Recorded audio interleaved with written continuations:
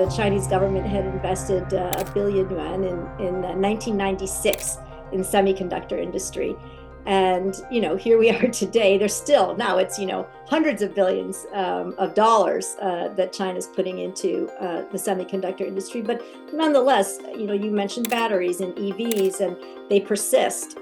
Whereas sometimes the United States, as I think you were suggesting, we develop the technology, but then we don't, continue. One of the downsides of our democracy and flips in government. But what else do you think the United States might take away from the China model?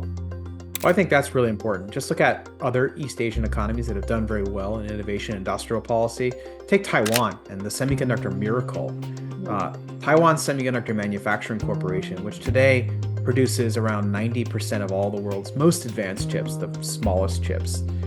They started out as a joint venture between the Taiwanese government, 48.5% owned by the Taiwanese government, for over 2 decades. The Taiwanese government sat there as a patient shareholder, buffering them from market forces. They gave 20 years of tax credits to those that purchased the equipment to build out their factories.